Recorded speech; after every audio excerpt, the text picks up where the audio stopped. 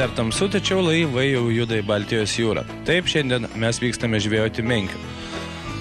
Žiema tai tas metas, kai daugelis meškeriotojų tikisi, kol nėra ledo, gali pagauti didžiausią savo gyvenimo menkę. Vyrai atvykę iš visos Lietuvos kalba apie pilkerius, apie sistemėlės ir žinoma apie tai, kad netrukus žvejosime tą rimtąją, didžiąją, žieminę Baltijos jūros menkę. Sveiki visi žiūrintys laidą Vienam gale kablys. Mūsų laivas, kaip supratote, dar neprašvitus išplaukė iš Baltijos jūros. Dabar mes pakankamai toli ieškosime gylių ten, kur giliai 40 metrų, ten dažniausiai kimba stambios menkės. Na, mūsų šios laidos būtent ir yra tikslas pagauti kur kas didesnių, rimtesnių menkių, nes vėlyvą rudenį ir žiemos pradžioje Baltijos jūroje kimba daug didesnės menkės nei tos mažytės, kurias dažniausiai gaudome pavasarį arba rudenį.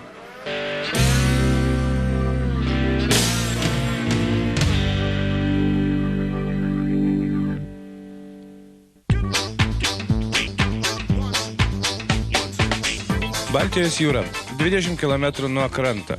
Svarbiausia laive kapitonas. Atrodo jūra bekraštė, tačiau joje galima rasti menkių. Viską rodo prietaisai. Gylmačiai, gylių perkritimai, būtent tose vietose Baltijoje gyvena didžiosios žieminės menkės.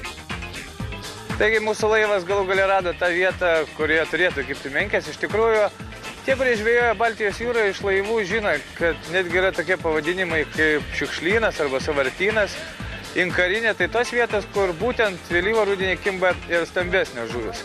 Kodėl taip yra? Na, todėl, kad ten ir dugno reljefas yra nelygus, ten priverstas begalė įvairiausių šiukšlių atliekų iš laivų, vėlgi yra perkritimų kalneliai ir būtent tokiose vietose dažniausiai vėlyvą rudenį ir, žinoma, žiemą laikosi menkės. Na, šiemet ta žiema iš tikrųjų nepanaši į rudenį, todėl mes bandysime, netrukus kapitonas duos signalą, tai yra garsi sirena ir visi vyrai mes savo pilkerius gilyn į Baltijos dugną ir tikėsis visada pagauti pačią stambiausią savo žuvį.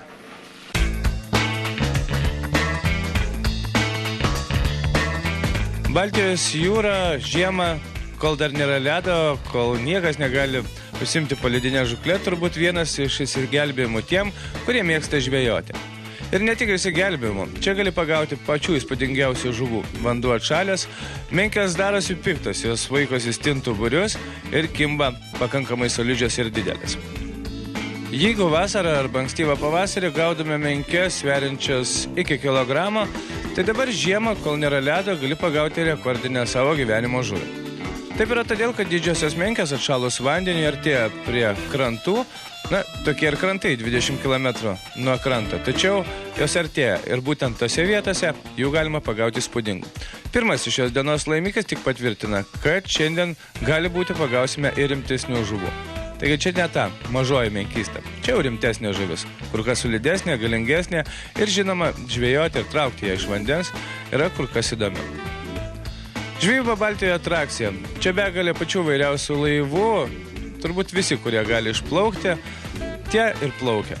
Kodėl? Todėl, kad jau, kaip sakiau, vyrai negali be vandens, vyrai negali be meškerių, o žvejyba Baltijos jūroje, menkių žvejyba, daugelį iš tikrųjų palieka neišdildomų įspūdžių. Tai labiau, kad šiandien su mumis komanda iš Utenos. Vyrai atsitrenkia per visą Lietuvą, vien tam, kad pabandytų savo laimę Baltijos jūroje. Ir ką jūs manote? Jiems sekasi. Sekasi iš tikrųjų visiškai neblogai.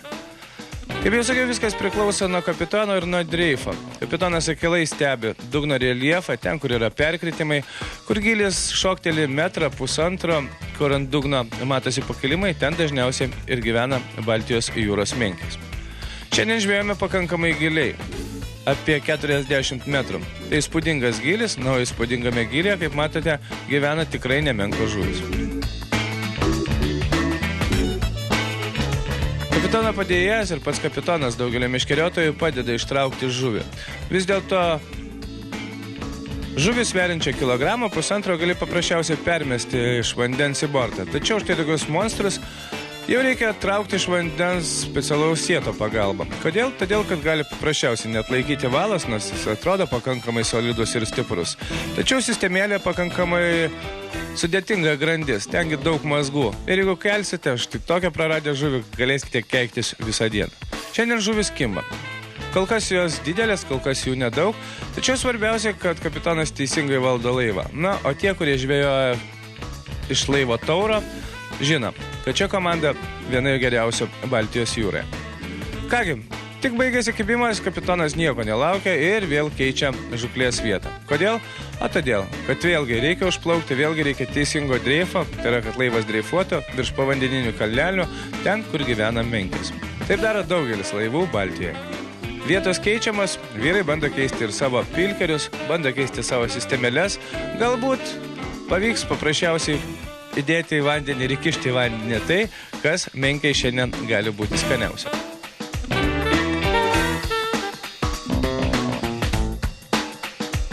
Būna ir taip, kaip dabar. Nors menkės ir nedidelės, tačiau teisingai išplaukus laivo ant būrio, 3 menkės iš karto.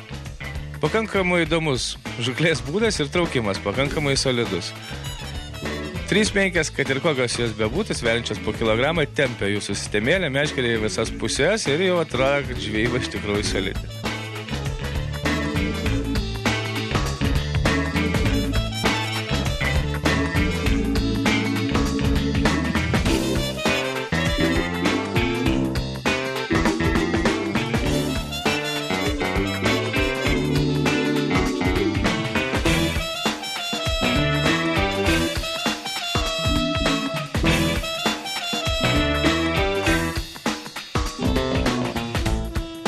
Taip, meškeriotojai šiandien lupa žuvį po žuvies. Kodėl?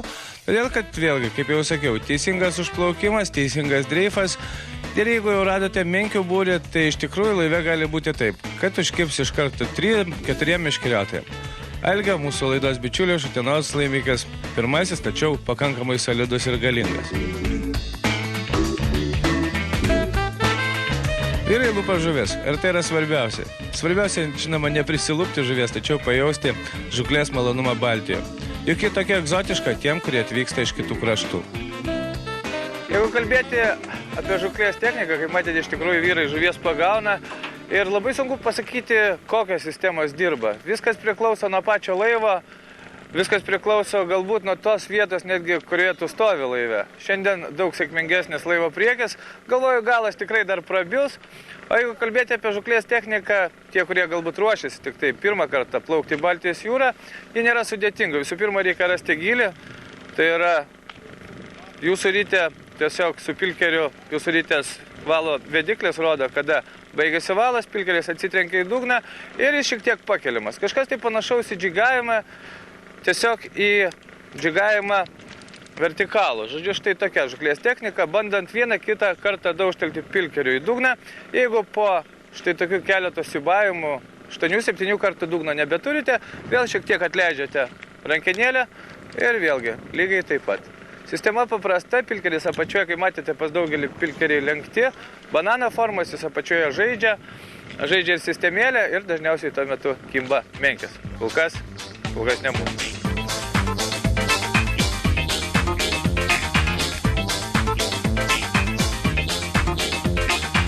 Ritmingas darbas, pilkeris tuksenant į dugną.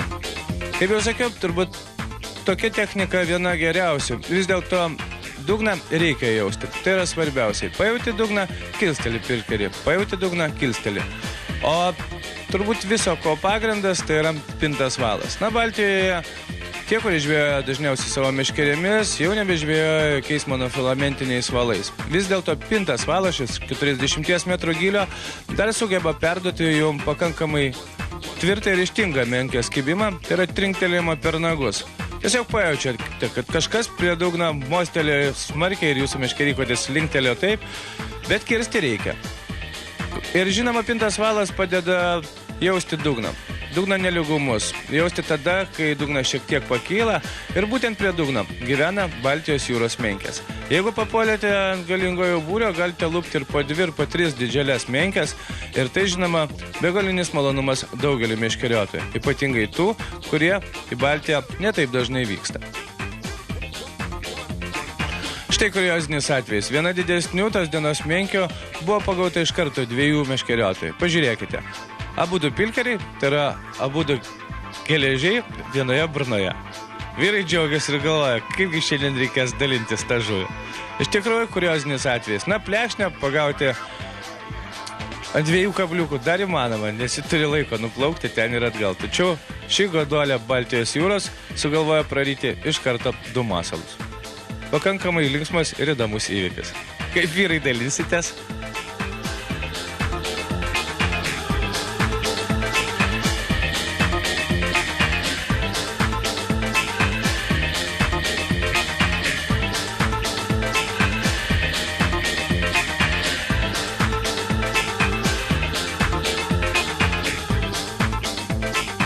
Išlupti tą menkį iš Baltijos jūros gilumos nėra taip lengva. Jeigu jūsų įrankis šiek tiek liaunesnis, kokį mėgstu žvejoti aš, tai ir darbo ir jėgos reikia dėti kur kas daugiau. Tačiau ir malonumą. Daug daugiau. Menkė šiandien iš tikrųjų įspūdingos ir svarbiausia ne tos mažosios, kurias mes pripratę, kaip jau sakiau, gaudyti arčiau krantų ir gaudyti vasarą ir pavasarį. Rudenį gali pagauti savo didžiausią žuvį, su ją fotografuotis, džiaugtis ir girtis bičiuliams. Menkė Baltijoje iš tikrųjų galinga žuvis. Jos yra ir žvejoti iš laivų ją ypatingai smagu.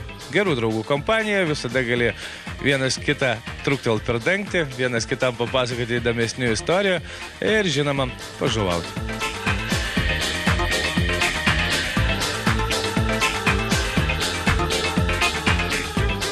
O laivų laivelių Baltijoje, kokių tik tai norite. Šiaip galvojame, kad šitas laivas bent jau turėjo mums pasiūlyti kavos ir karštų koldūnų.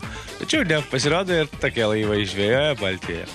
Kągi žvejoja visi šiandien iš tikrųjų puikiai, žuvis galingos, žuvis kimba ir tai svarbiausia. Jeigu kalbėti dar apie kažkokius tai žuklės niuansus, galima kalbėti daug, tačiau viskas priklauso tik nuo meškeriotojo ir nuo jo linksmumo ir žinoma nuo jo galvojimo, kaipgi pagauti tą žuvį. Kimba visiems.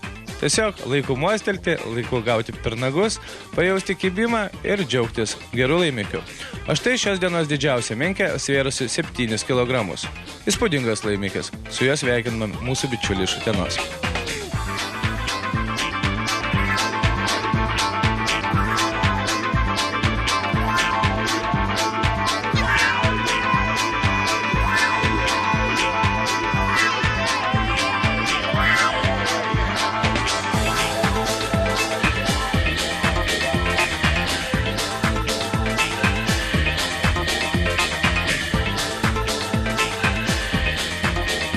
Tokios to žuklės istorijos Baltijos jūroje. Gaila, kad orai neleidžia meškeriotojams kiekvieną dieną plaukti į Baltiją. Nes štai tokie dupletai turbūt liks ilgam kiekvieno meškeriotojo atmintyje.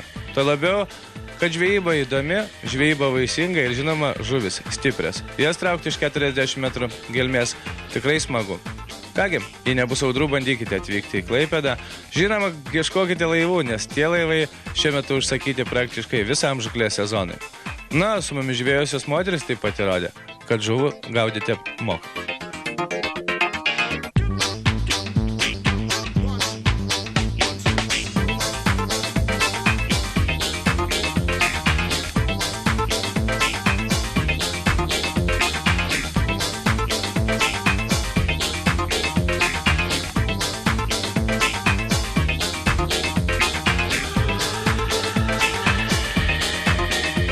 Pavyko ir mūsų galų ir tai yra svarbiausia, kad šiandien visi yra pagavę ne po vieną ir ne po 2 pakankamai stambės menkės. Būtent to čia plaukė į Baltiją vyrai, būtent dabar, kai daugelį Lietuvos vietų nebėra ką žvejoti, Baltija lieka turbūt viena iš pagrindinių vietų, kur galima pagauti kažką tai įdomaus. Na, žinoma, jeigu netrukdo audros. Vėlgi buvo 3-4 savaitės audros, niekas į Baltiją neišplaukė. Nu, o dabar matote paprastą darbo dieną, kas dedasi jūrai. Laivas prie laivių. Kas būna savaitgaliais, galima dauginti iš 5-6 kartų. Plaukia visi, kas tik tai sugeba išplaukti, bet kokią baržą iš Klaipėdos uosto ir, žinoma, visi gaudo. Daug kas priklauso nuo kapitono, daug kas priklauso nuo kibių vietų, tačiau tikrai daug kas priklauso ir nuo pačio žvejo sėkmės. Sėkmė jūroje didelis dalykas. Taigi tiek šiandien apie Baltiją. Mes baigėme savo žuklę, esame visi patenkinti. Na, o jų metas pažiūrėti žuklės naujienas.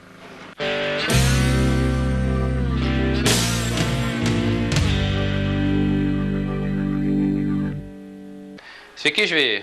Nenumaldamai, artėjant kalėdoms, visų pirma norėčiau palinkėti ramių ir jaukių kūčių. turtingų kalėdų. Nuo kitais metais kviečiu susitikti ir gerai pailsėti prie vandens telkinių. Ta proga norėčiau paprašyti žvejų ir jų šeimų narių gerbti aplinką, mylėti, nes dabar atvažiavus prie upės ar ežero tiesiog graudu matyti tas atliekų krūvas, tai tikrai nesunku surinkti šiukšlės po mūsų ir gerbkime gamtą ir vieni kitus.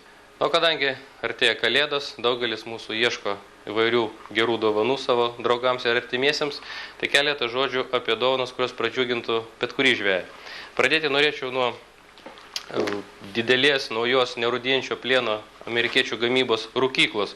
Tai didelis rimtas daiktas, įtelpa tikrai daug žuvies įvairios. Kokie privalumai šios rūkyklos? Privalumai tokie, kad valdymas jos yra skaitmeninis, kaip minėjau, didelė talpa, rūkymui naudojami specialūs medžio briketai, 12 kvapų ir skonių. Tie briketai pagaminti iš ekologiškos švarios medienos, kaip obelis, klevas, alksnis ir žuvis gaunasi labai skani. Beje, šių briketų skleidžiamas išgaunamas dūmas yra 4 kartus švaresnis nei šiaip deginant palaidas skiedras, bet kokioj įprastoj rūkyklai. Na ir tokia rūkykla tiks išrūkyti ne tik dideliam kiekiu žuvies, bet taip pat ir mėsos. Kita puikiai dovana bet kuriam žvejui ar karpinės žuklės mėgėjui būtų štai toks dovaninis karpinis Kormoran firmos rinkinys, į kurį įeina 2 aukštos kokybės karpinės rytės 6-guolės, 2 profesionalūs karpiniai valai po 300 metrų ir šios rytės beje turi 2 atsarginius metalinius būgnus. Ir tokia dovana atrodo tikrai įspūdingai, pradžiugins bet kurį karpinės žuklės mėgėją.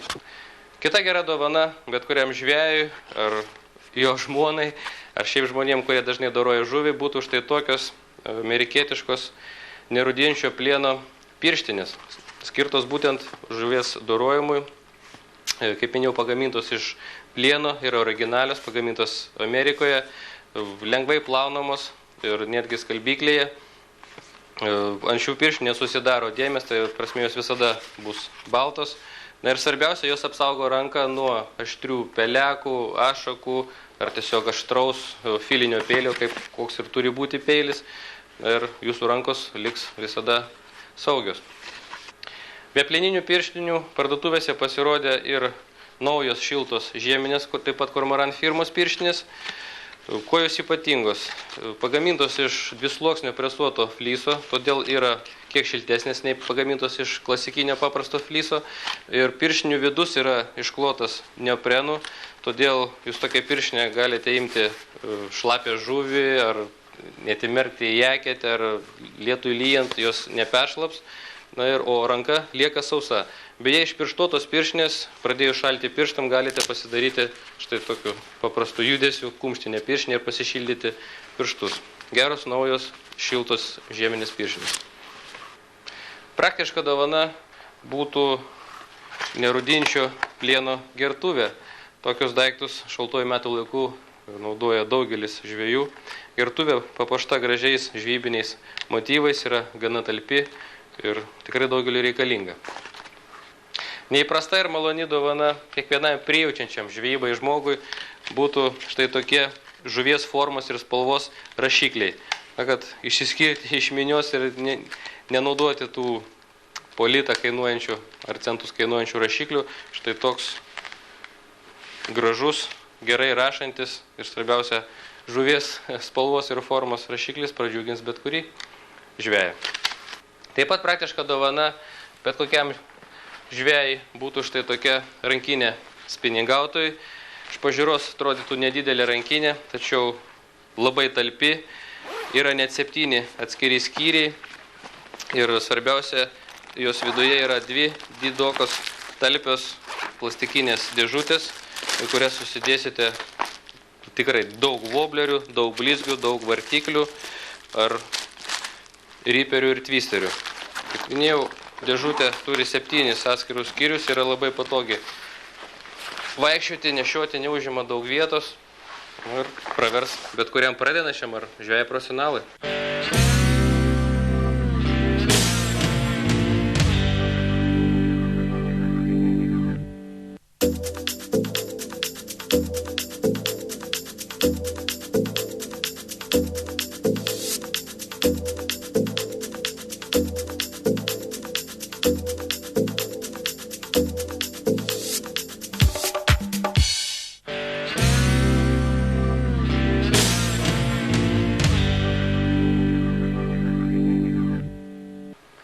Daugelį žvejų turbūt laukia mūsų organizuojamos didžiosios kalėdinės akcijos, kuri ir prasideda ateinančią savaitę.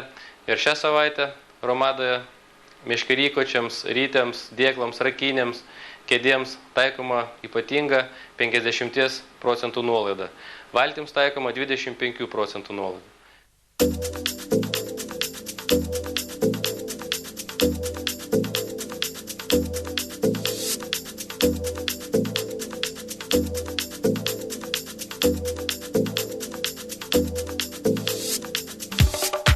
Taigi, sutiksime Romadoje, prekių kiekis ribotas. Gerų švenčių, sudie.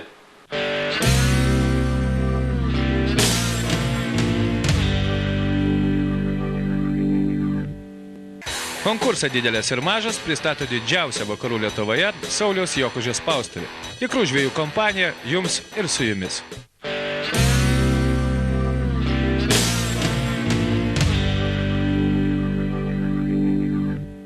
Tokie reikalai ir tokios naujienos laukia mūsų visų.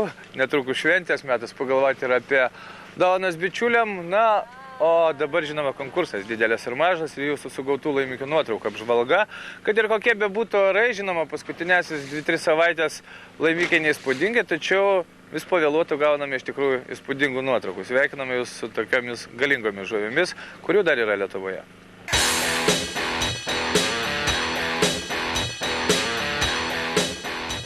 Naujausi laimikiai įspūdingi. Sigitas Bagdonavičius iš Panevėžio pagavo 2 kg ir 600 g salatį. Salatė sugautas blizgia vartikle. Masilionis Algis mūšoje sugavo 10 kg ir 200 g lydeką. Dar 2 didesnės lydekas, svėrusias 11 ir 13 kg, sugavo Boleslavas Bukleris. Žuvis sugautas Daugų ežere vobleriais. Na ir iš tikrųjų neeilinis, netradicinis laimikas tai amūras sugautas Sauliaus Danieliaus ir jos svoris 18 kg 800 g. Masalas twisteris. Viskas, ką norėjome parodyti čia nesudėtingoje mūsų laidoje. Viskas apie tai, ką jūs galite sužinoti dar, kol neturime ledo. Be abejo, ne tik mūsų laivas, tačiau ir visi turbūt laivai, kurie plaukia aplinkui, laukia tos pirmosios pagrindinės žūklės. Na, o kol nėra ledo, tol mes tikrai dar sugalvosime, ką pagauti Lietuvoje. Visiškai nesvarbu, ar tai žiema, pavasaris, ruduo ar vasara. Žvejai tokie neramūs žmonės. Jie niekada nesėdi namuose. Nei žvyno, nei uodegos ir susitiksim lygiai po savaitės.